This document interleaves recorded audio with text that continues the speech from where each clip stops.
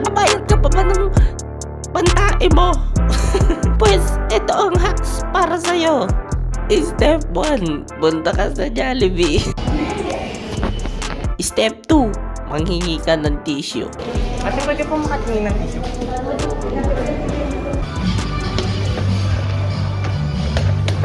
Step 3, tumae ka na. A few moments later.